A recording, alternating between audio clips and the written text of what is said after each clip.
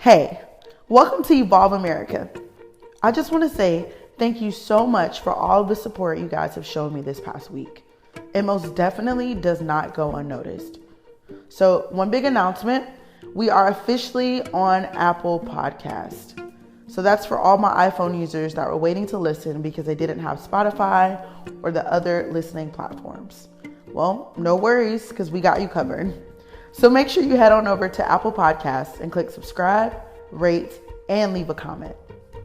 If you have an Instagram, follow us on Instagram at evolve_America and stay tuned for more exciting announcements coming up. This is episode 2 of Evolve America. So sit back and grab you a nice cold drink and enjoy, but most importantly, let's evolve America at one conversation at a time.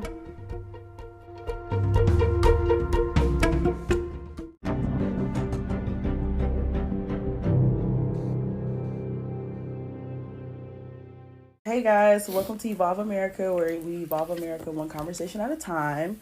Today I have Representative Kelvin Lawrence, and I'm super excited about this interview just because I've been around him. He's hilarious, great representative. So yeah, let's get started. Representative Lawrence, can you tell everybody who you are, what area you represent, and things like that? Good morning, Evolve America Nation. My name is Kelvin Lawrence. I have the pleasure of serving House District 69 for the last 6 years. District 69 encompasses all of Lowndes, all of Wilcox, parts of Ottawa, and parts of Montgomery County. And I'm just excited to be here to share my thoughts with you guys on your platform. Okay, great. So what, did you always see yourself in politics? Like, was this something that you always wanted to do? Well, actually, I was kind of turned off by politics just by the mere fact of my hometown. My father served on the city council, and he always kind of just came home talking about politics, having to deal with this.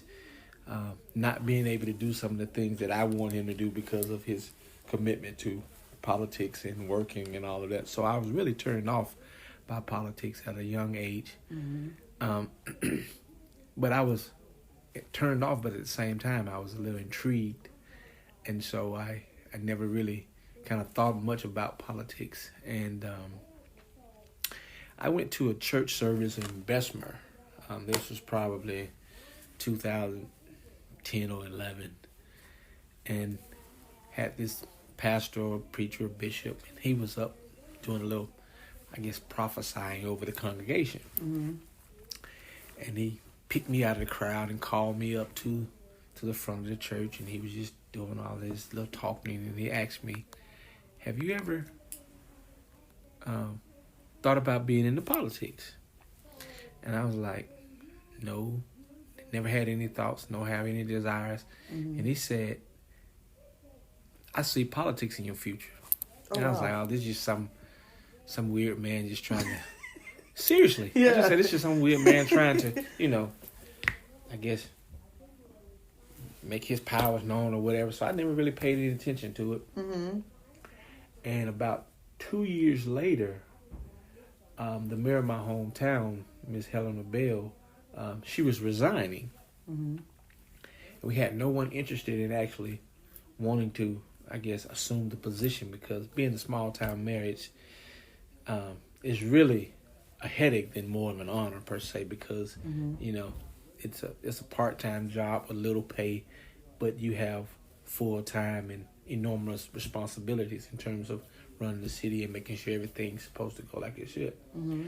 So the only person that actually qualified prior to me qualifying was a former water clerk that had been kind of terminated from previous mayors because of her inability to do a job and that type of thing. So, and I felt like she was one of those people that was more regressive than progressive in terms of the coalition that she had around her were about holding the county back and the city back, not really wanting to push for progress. And I had a business in Haynesville, so I didn't want anything to jeopardize my business, and so I chose to run for mayor. And in 2012, I was elected mayor of my hometown, and I served in that capacity for 2 years. I didn't finish my full term because I had a good friend that served in the current seat that I'm serving in, former Representative David Colston. He's a state trooper when he wasn't serving in the legislature, and he in 2013, the legislature passed what we call the double dipping law, where you couldn't be a state representative and have another state job. So he kind of got caught up in that little crux, and he kind of came to me, asked me, say, "Hey man, you should consider running for my seat, because I'm not going to run because I have about 8 years left of my retirement. I don't want to mess up my retirement."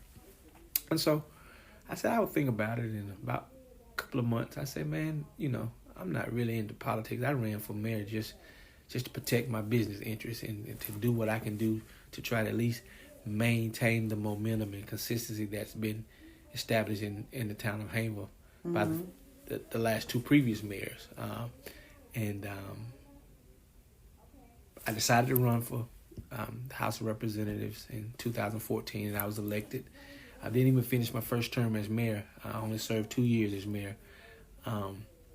But in those 2 years, I think my thinking around politics changed, and I think it was because it was already kind of, subliminally, it was already kind of ingrained into my thought process just by virtue of kind of being around my dad and him talking and, always being around politics. And then once I got in, I said, well, if I'm going to be in this thing, I need to make a difference. I need to try to do what I can do to try to help my community, if not help, or move it forward, at least not, kind of sustain the momentum. And I said, well, in that vein, I said, well, this is just a bigger platform to try to help not only the town of Haynesville, but my entire county of Lowndes, in the Black Belt. So I feel like, hey, this was a great opportunity, and I hadn't regretted it so far. Knock on wood, as they say. So that's kind of how I got into politics. But prior to and currently,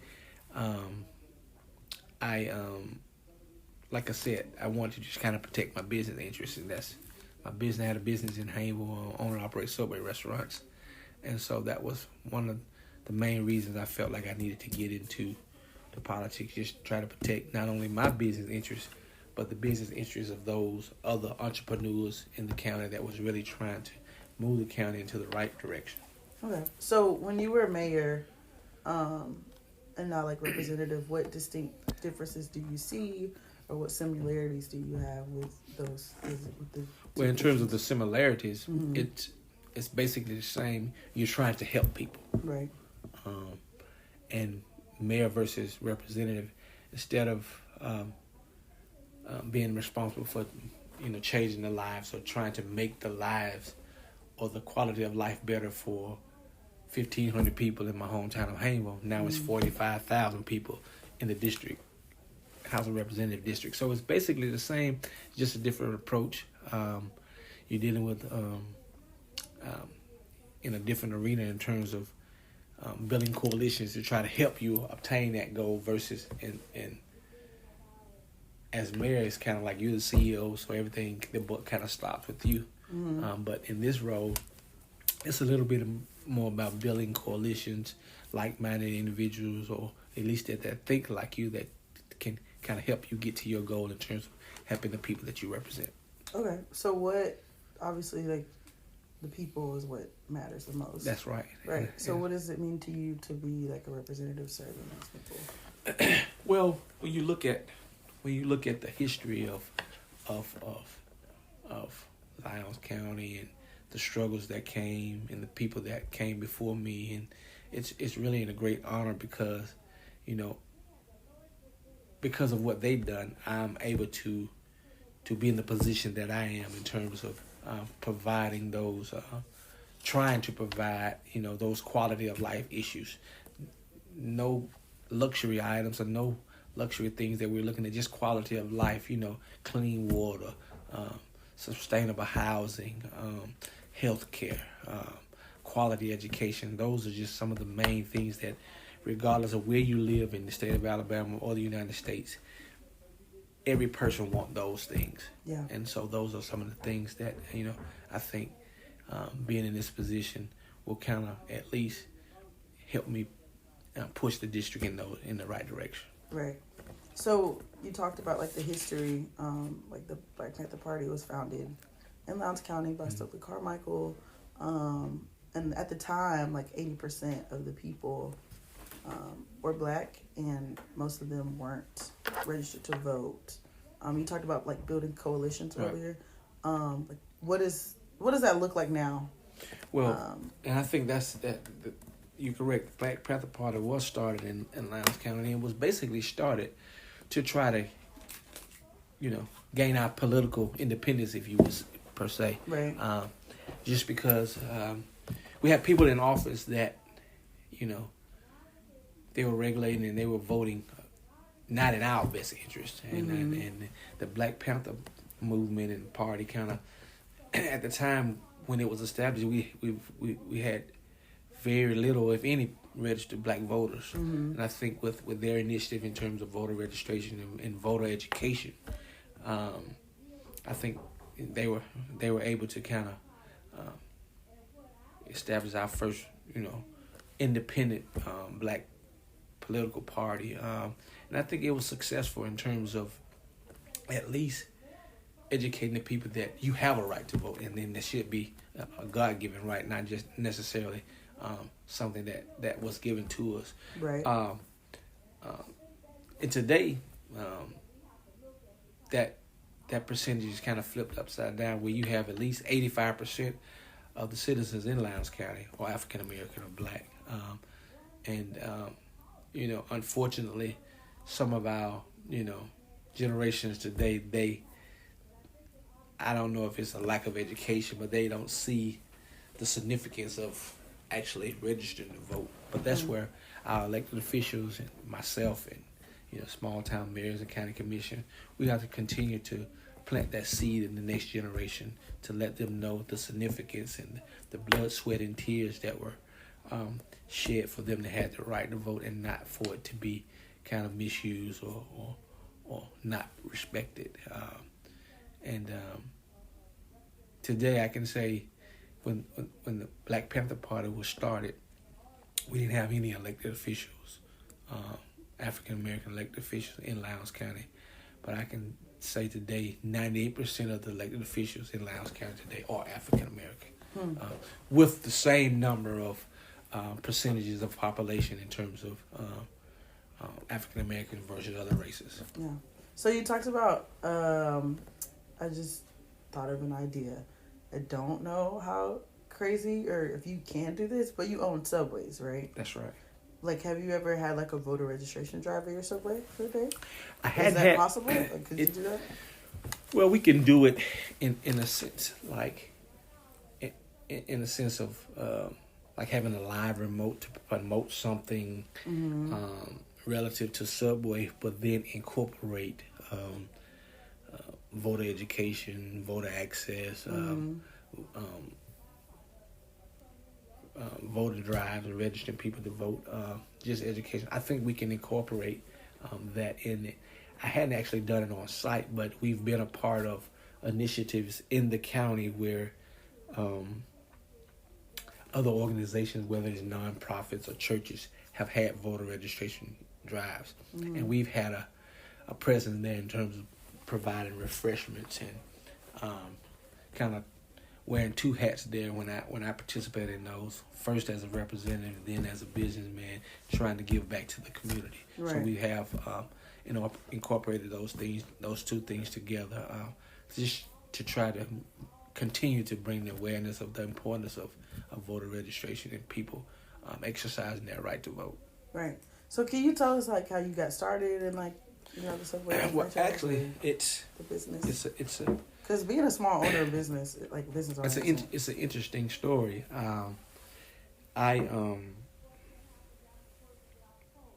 went to school here in Montgomery at St. Jude High School. And while I was at St. Jude, I think 10th, 11th grade, I started working at fast food restaurant Hardee's. And the Hardee's like next... Right next to St. Jude. Fairview, right. Okay. And I worked there through my high school during the summertime. And then when I graduated from high school, I went to Alabama State University, so I continued my employment at Hardee's. And I worked as an intern manager for Hardee's while I was in school at Alabama State. And I just always, because of my dad had small business, and I always kind of wanted to kind of be my own boss because I liked it. I liked the idea of the flexibility of being able to do and go when I want to. And, right. But there are some downfalls of being your own boss, of being in business for yourself, because 80% of the time you're the last person to get paid. But I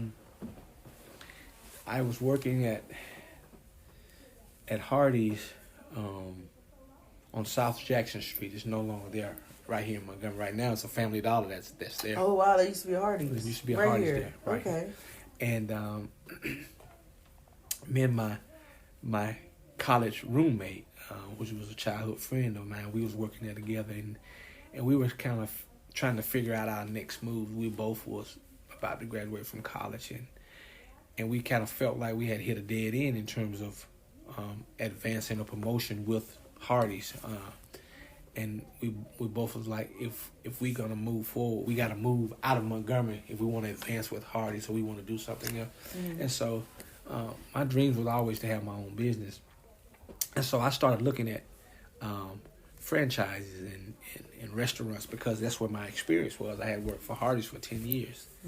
This was back in 2000, 1999, 2000. And I went to Auburn. Went to Auburn to a basketball game. And right across the street from the basketball game was this sandwich shop. And it had Subs. That's the name of the sandwich shop, was Subs. And I was kind of intrigued about the whole way the sandwich shop was set up and how the operations, and because I was kind of experiencing the fast food, but it was a different little setup. Right. And I just kind of did my research and found out that particular franchise was just kind of local, independently owned. Well, about 6 months later, I went back to the same franchise. Well, this particular person I don't know if he sold out or he just kind of changed the franchise from Subs to Subway. Okay. So I just kind of started studying the Subway franchise, and they were on a fast track in terms of trying to build their presence here. And I tried, and I couldn't break through in terms of whether it was I didn't have enough assets, I didn't have enough business background, just a whole lot of roadblocks. So I continued to just work for Hardee's, and I was promoted to general manager of Hardee's here in Montgomery on Vaughn Road. And we have a former legislator, Representative Jay Love. Oh yeah, okay. And he used to come in the Hardee's every morning to eat breakfast, and we just would talk and chop it up and have a good time. He said, "Hey man, I like the way you run this place, and you should think about coming to work for me." And I was like, "What do you do?" He was like, "Well, I own and operate Subway restaurants." Wow. And so, we talked, and I ended up working for Jay for about 6 months. Kind of learned the whole ins and outs of Subway. And I went and I said, "Well, I can do this for myself. This is a perfect opportunity. It's low overhead. You don't have to have your own business. You can lease the space. They have technical assistance. They have financial resources available for you if you don't qualify for independent financing." So it was a perfect opportunity. And I went to the bank trying to get business loan. Had my business plan, had everything planned out, and unfortunately, I was turned down. And I went back to Jay, and we were just kind of talking, and he was like, "You expressed interest in on your own business." Mm-hmm. I never told him that I had already kind of endeavored out to try to make that happen. He said, "I think Subway would be a great opportunity for you." And I said, "Well, man, I'll be honest with you. I've already been trying." He said, "Well, I'll tell you what. I'm gonna send you to my bank. Hopefully, they'll be able to help you out." And the ironic thing is, 3 months later, the same bank that turned me down with my qualification really didn't change. Right. But because of his endorsement, I was able to garner the loan to actually do what I needed to do. Wow. And we only had one stipulation, that I wouldn't try to come into Montgomery and open up any Subways for 2 years, because that was the area that he was trying to continue to develop. And that's kind of how I got into Subway, and I opened my first store in 2002. So I've been in the Subway business about 18 years, I would say. Yeah. Yeah. So that's interesting. Like, I didn't know about the loan situation. Like, that's a reality. Like, Black people. But that's, you can look at it as a negative, but I kind of twisted it around and looked at it as a positive in terms that just further drive home my point of building relationships and building coalitions and networking and people working together for a common good. Exactly. That's the point I was getting at. That's basically how. I mean, I could have looked at it as like, this is racism. They're just doing all they can to, per se, keep a brother down and don't want me to progress. But I looked at it totally different. Like, hey, this is just further, say that when you in business,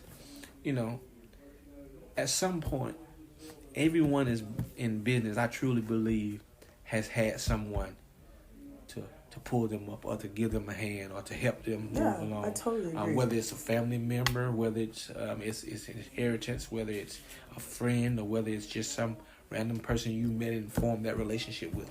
So that's a perfect example of how it kind of ties back to my current position now in the legislature, in terms of, it's very rarely that you can get something done here by yourself. Right. So you have to build that coalition. You have to build those friends and those people that will kind of look out for your interests, as well as you kind of reciprocating and looking out for their interests and helping them in situations that when you can help them. Yeah, I agree. Yeah. And also, like, the fact that, like, J Love, who was a former legislator, and this was before you even thought about. Before I even thought about, I wasn't even the mayor. I was just, and then we kind of talked about it, and so, I think it was like 2010 maybe. Jay sold all 2000. It was maybe 2012, but he resigned from office in like 2010, 11. Mm-hmm. And when I got elected in 2014, and I saw him up here lobbying, and he was like, "Man, how's Subway going? What are you doing up here?" And I was like, I'm up here for orientation. I just got elected.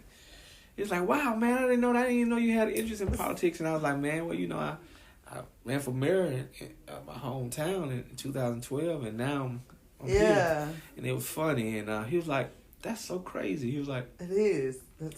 He's like, "Hey, it seemed like you followed my blueprint." I was like, "Hey, if it works, why not? It makes no sense to reinvent the wheel." And so we kind of, still keep in touch today, in terms of how things are going, and so it's an interesting story. Yeah, that's very interesting. Yeah. Okay, so let's bring it back to, like, being here as a legislator. What committees do you serve on? So I serve on the State Government Committee, Financial Services, and the General Fund. Oh, wow, that's a big one. It's a big one. So can you, all three of those are really big. Can you break down each one and what they mean? So because they're not really like... The General Fund actually funds essential governmental services here in the state of Alabama, whether it's Department of Human Resources, whether it's ALEA, the state troopers, public safety, public health, mental health, Medicaid, just anything to deal with governmental services here in the state of Alabama. The general fund budget actually is responsible for providing those areas of the necessary resources to actually run their departments.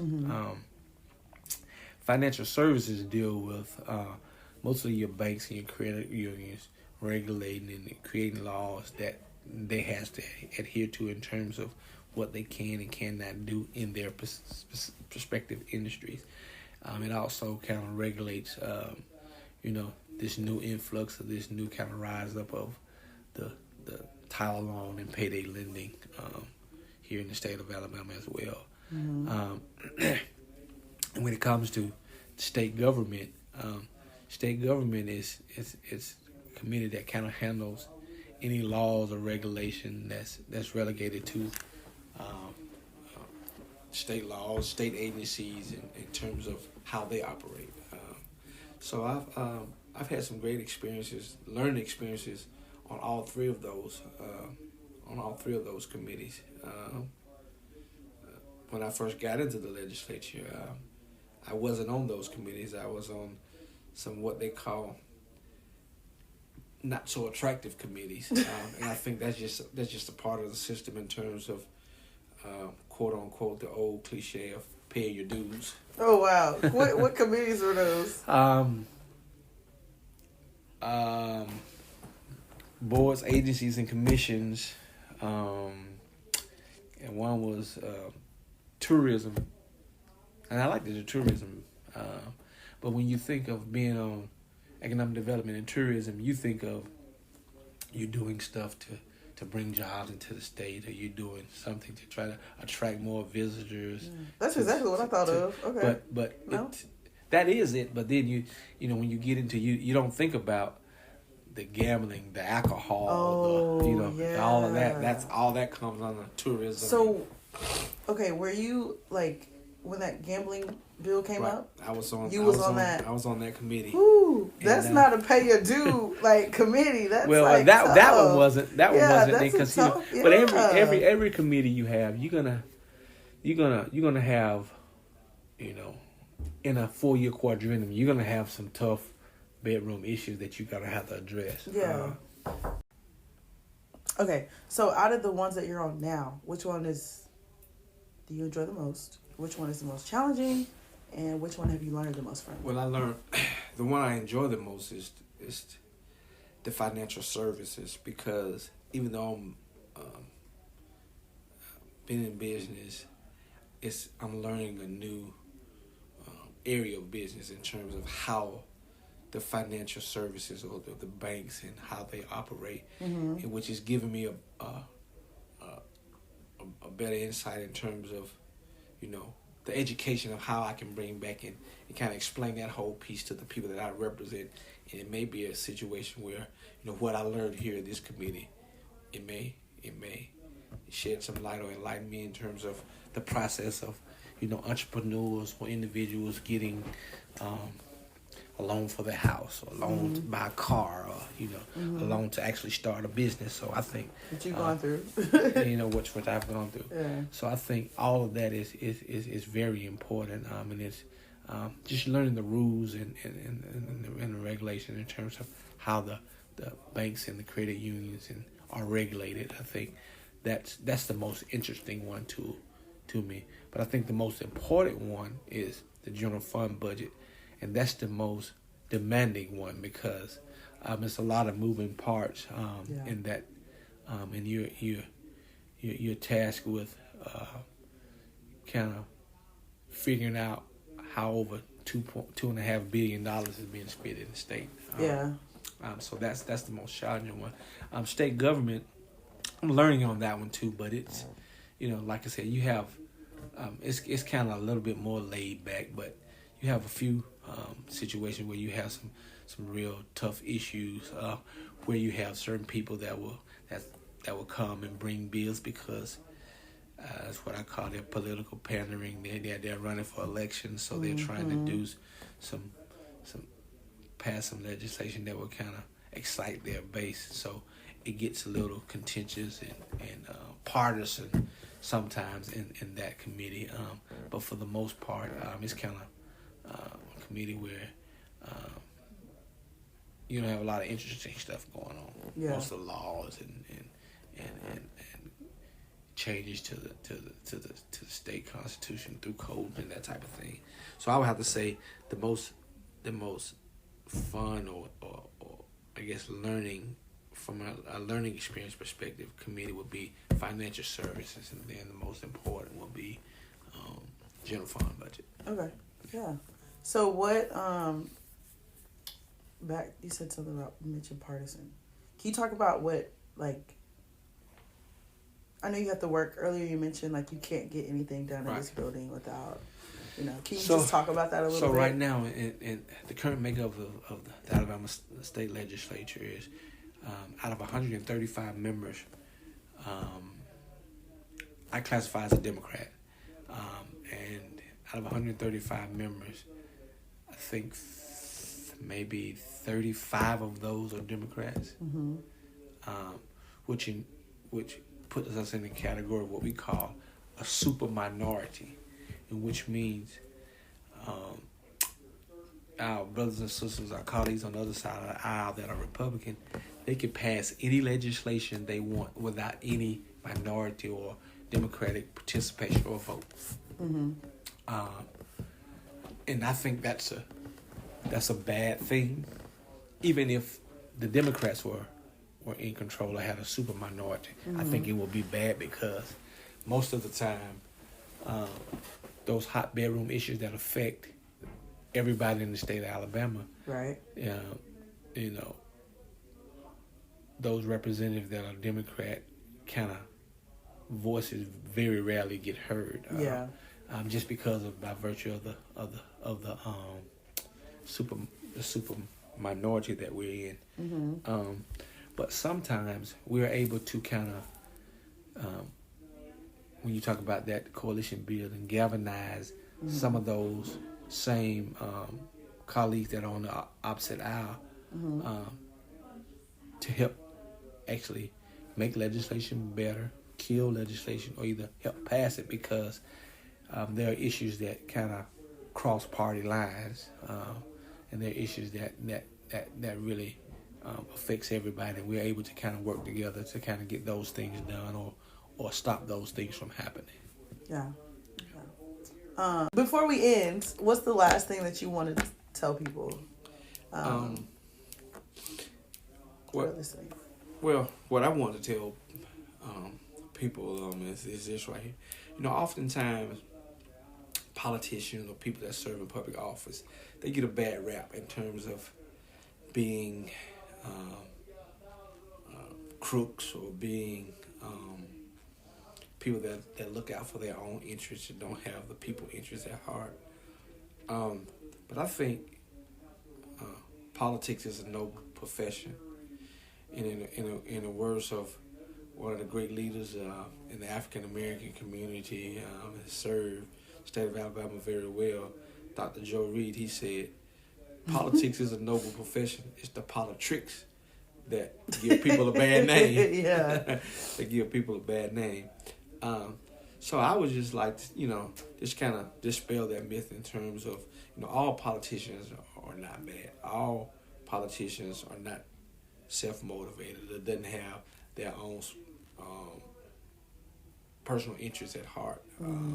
It's just that it's kind of like that old saying, kind of the good suffer with the bad. And I think that's kind of where we are in terms of because of those bad actors. But that's what I would say. I mean, it's a noble profession. I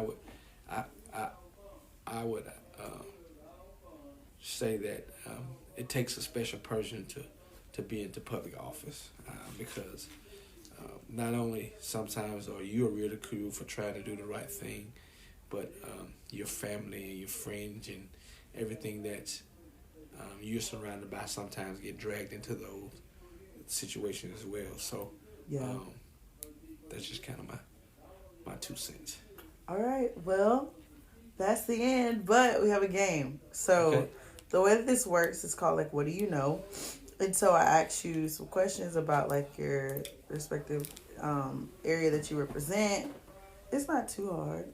It's, when you hear like a high bell, you got it right. Let's go. Hopefully I get it right. And if not, I'll go back home and brush up on my Lowndes County history. We'll try to do this thing over again. Right. Okay, so the first question. What is the nickname of the region that consists of 18 counties in Alabama? Is it called the Blue Belt? No. You know what? You ain't right for that. It's the Black Belt.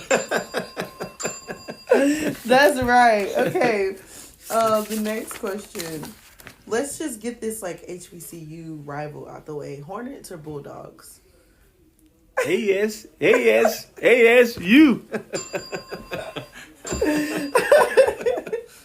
Okay. Let's see. Who was the representative before you? David Coaston. Oh, yeah, you told that in the story. Yeah. Good friend. Okay, and the last question. Can you name at least 6 counties out of the 18 in the Black Belt? Lowndes, Perry, Dallas, Wilcox, Marengo, Hale, Perry, Sumter. You said Perry.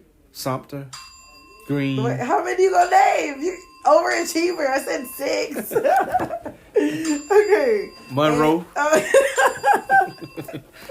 Well, I mean, y'all, he got them all right. So that's good. That's pretty good. I think everybody I've interviewed so far has gotten them right. So I could say y'all know your area enough. Or the questions maybe need to be a little bit more tougher. They need to be tough. They need to be tougher. You think so? Well, Well, you guys, thanks so much for listening. That was Evolve America. I'll see you guys next time.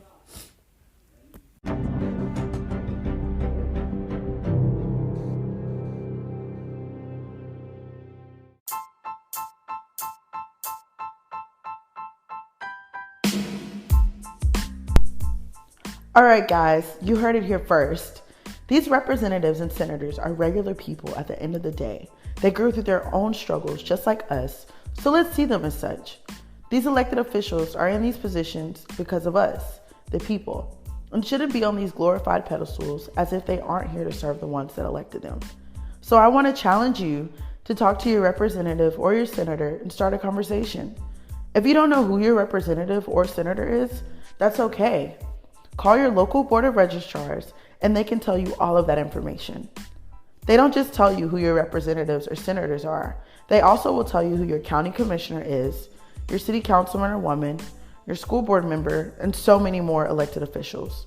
So let's get started, you guys.